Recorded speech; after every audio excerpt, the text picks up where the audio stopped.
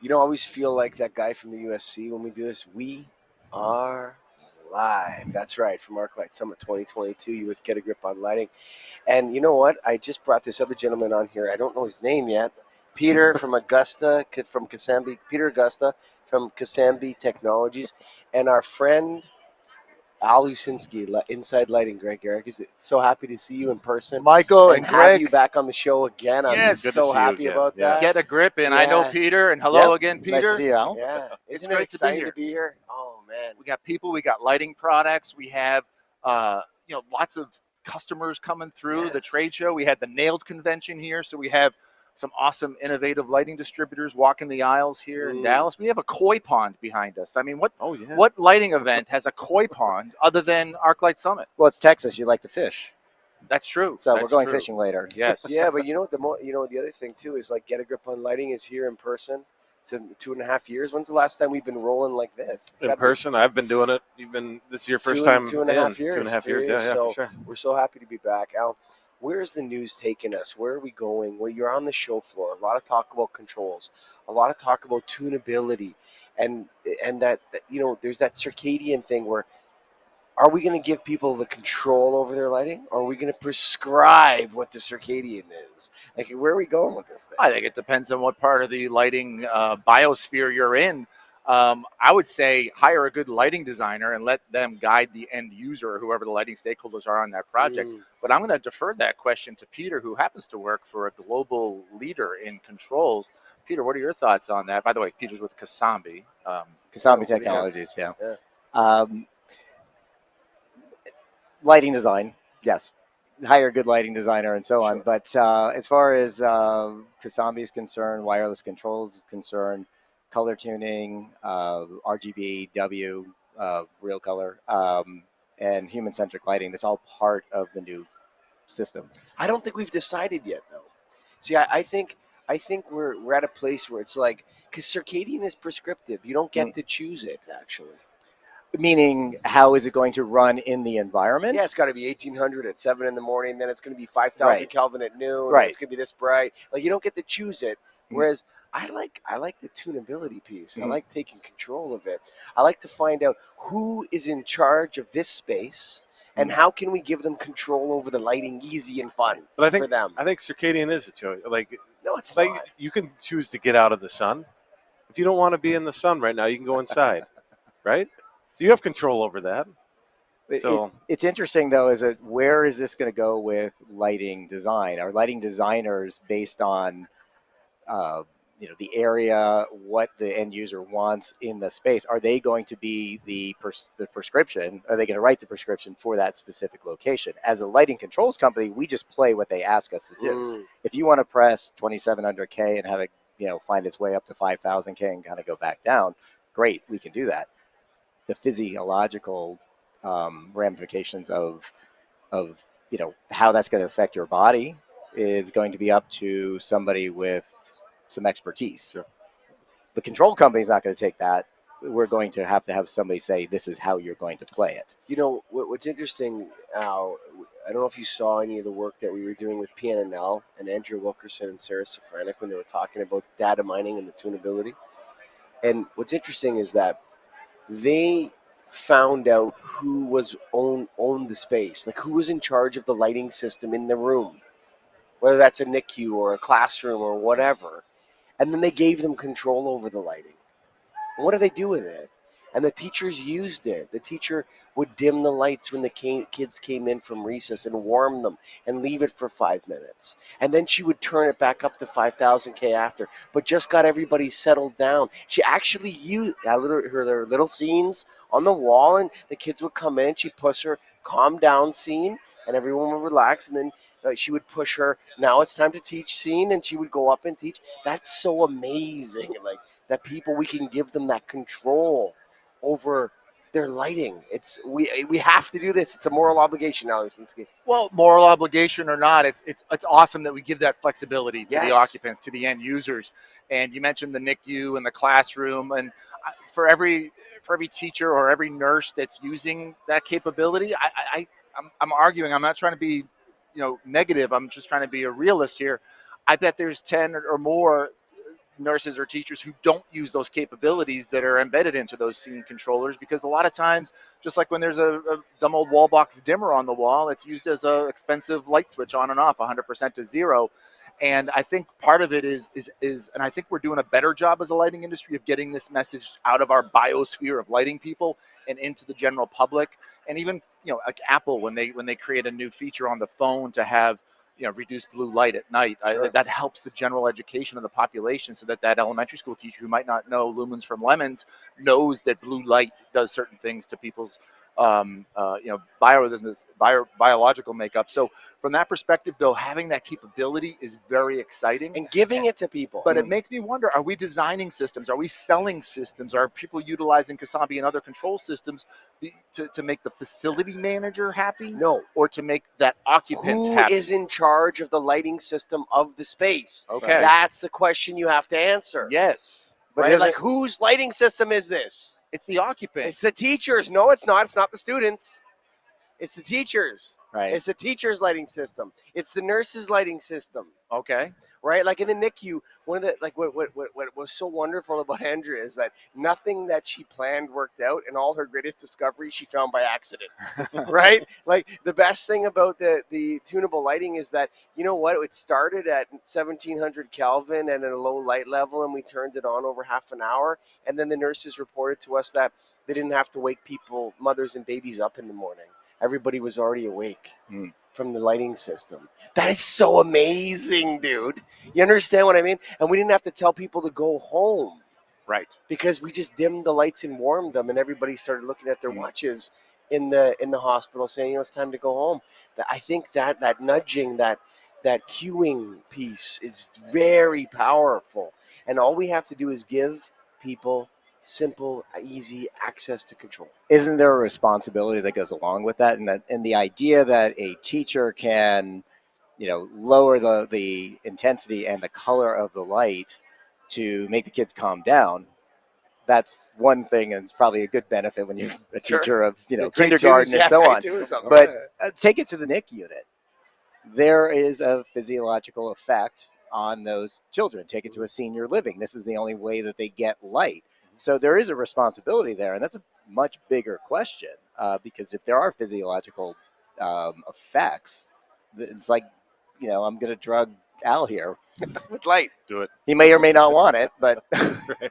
so that's my question: Yeah, well, is where does the responability lie for the action of it? Let me hit you back with that, and then we'll go over to Greg, who's been like, I got to talk No, to you we're good. sometimes Yeah, on the podcast. But like casinos have known for decades that if you shine white light in people's eyes, they'll give you their paycheck. Mm-hmm. Like invert it, right? Like what's the other side? Shine vertical light, not horizontal. Vertical light into people's eyes. Give them some sound, lots of oxygen, no clocks or no windows, and they'll go broke in your casino, right? And so we know this works. We know there's something about that works. The lighting industry is now trying to say, can we do this? Can we do the opposite of the casino effect? Can we actually help people? I don't know if we can. Can we? That's my question. It's a bigger question than I can answer. I think that the answer is yes. I came from a background of working for a Korean company in the Asian um, market. They are much more accepting of color therapy, light therapy at an earlier time. So I think yes, but again, big question, responsibility. How is it going to be implemented? I think it's more than just saying, "Hey, teacher, you can just do this or do that." There is, again, it comes back to responsibility. What are the effects of it? How is it really going to affect the people underneath it? Yeah. In a work environment, a casino is one thing. They're there to spend their money. And I think you said implement, but how do you actually get it in the facility? And you work for a control company, and I heard the word wireless. Are you only wireless, or do you get into wired systems too? We are wireless, Only. Bluetooth wireless. That's it. Is that the right move? I'm gonna say yes. Well, we're not going to go into military really quickly, but Okay. yeah, I think it's the right move. It saves a lot of time, effort, materials on site. That's another story. Yeah, it just seems like, to me, you sometimes you have a need for both.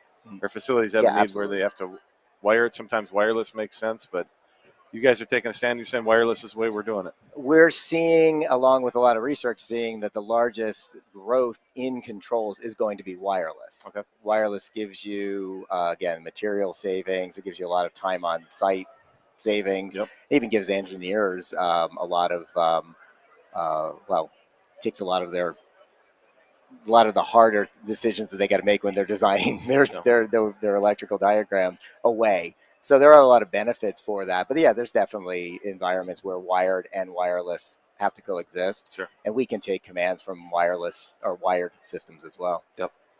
Al, are you hitting any part of the show, any sessions, or are you just kind of wandering around? Well, you know, I'm a wanderer by I see nature, that. Greg, but it's a curious situation where I want to see some of these products up close and personal. In fact, I have a list of there's one of my sponsors in one of the aisles that has this brand new product that I've heard lots of lighting people rave about. So yeah, there's some of those things on the wish list, but there's some really interesting sessions here as well, and some good lighting people. And really, I'm further removed from the front lines than I used to be now that I'm a make believe journalist. I don't walk into architects and distributors like I used to. Yeah. So it's great to talk to those people who are making those decisions and having those challenges and trying to figure out how do I retrofit this 1957 elementary school for controls, and then you have a wireless solution discussion about it. So I love interacting with the people on the front lines and then also hearing what the manufacturers are saying. And one of the interesting things is as we're in this we're peeling out of the pandemic. Remember last year, people were criticizing this show just 11 months ago because people weren't wearing masks. And now that seems like such a foreign concept to most of us just 11 months later. Yeah. But still the connecting with customers in this hybrid work environment of a lot of the people that are decision makers in lighting. I love hearing how creative companies are being in connecting with their customers, because now it's more than just the milk route salesperson or the specification salesperson who does a lunch and learn. It's harder to reach those people, so people are stepping up their marketing. So I look at it from kind of a business development standpoint too, to see how people are pivoting in the new reality here. Are you going to give us a nice 5.5 something of something? Is that what you do? 5.5? Yeah, it's a gimmick. Okay, it's a total gimmick, but it's not clickbait. It's really like if you come up with a list of 6 takeaways, usually the 6th one's kind of lame. So I call it 5.5. You don't want to force it. Yeah, I call it 5.5, and then they might just say, "What the heck is a half of a takeaway?" And then they say, "Yeah, that is kind of lame." And it could depend on the person. They might say number 3 was half of a takeaway. Maybe, but so yeah, it's just that. But in any case, I'll probably have a list and a little mashup video, which might include your 3 handsome mugs on it as well. So we'll see what happens. But but also I want to get clicks, so I might not highlight it that much, but we'll see. There you go. Yes. But kudos to you guys, Michael. You got like a cold one in your hand. It's 11:45 a.m. Last night a DJ saved my life, buddy. What 11:45 a.m. and we're going with the cold brew. What percentage of the Nailed convention attendee population today, as we do this around noon on Thursday, what percentage of them are slightly or majorly 90%. hungover today? 90%. 90%. Solid 90. Solid 90. You know what? That's a high percentage. I'll tell you what, one of the things that I love about Nailed, and that's the National Association of Innovative Lighting Distributors. If you're out there, join us. We used to have a tagline. So when I was on the board originally, and Steve Robinson was the one who asked me, I just saw him a couple minutes ago walking around the show, past president of Nailed. He was the one who asked me to be on the committee and run for the board, and I ran and I won. And I remember that the tagline of Nailed was "Where lighting means business." And I thought to myself, I always loved that. They changed the tagline. The board changed it to, driving lighting innovation, whatever. Taglines change. But that's always my tagline, actually, for Nailed. It's like, we sell lighting. We don't do anything. We don't research anything. Like, we get all of our money from selling light bulbs to the end user people out there. And that's what got together today. And everybody, it means business. And, Al, like for you, lighting is news, and you're gathering information. You're being a reporter on an industry. That's so important, man. We need that, Greg. We need these live streams. We need to be together as an industry and know one another personally, in person. Masks or whatever you want. You take your COVID opinion and do whatever you got to do. You want to wear a mask? You want to wear 6 feet away? You don't? Whatever. We need to be together. We cannot be held apart any longer. by rules and these kinds of things. There's more. We need to develop these technologies, and companies like your controls company, like this is so important for the future, and we can't make these decisions unless we see each other out. You have to report. You can't report remotely all the time. That's why I'm here. That's why I'm here. I mean, Exactly. I could be in my gym clothes back in my spare bedroom Sure. typing an article right now, but I wouldn't be able to bring, like, part of when I attend a trade show or a conference. I don't see it as a way to kind of get ad dollars from companies that are Yeah. here. I see it.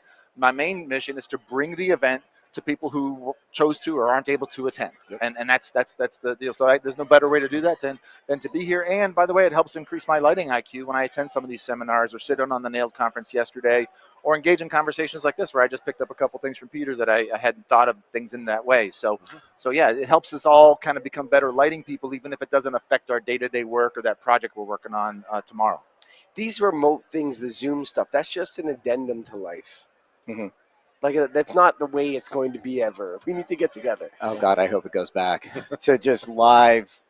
Everything is Yes. much better live. I Yes. enjoy standing in front of. I was just before I came here. I was in Chicago, and I was doing a live lunch and learn. Yeah. It was just so much fun. Questions, answers, good conversation going on. Zooms, everybody's sitting there, and they're doing this on the side, they're doing this on the side. It's time.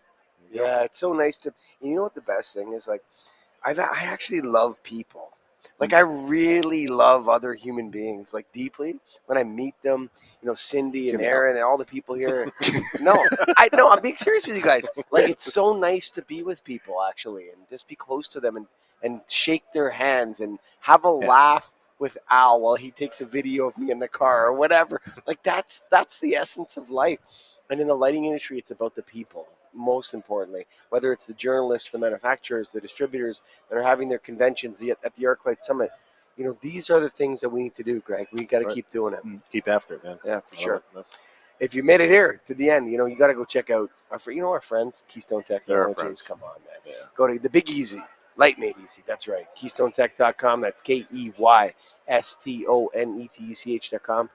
Have a Modelo for me. Bye for now.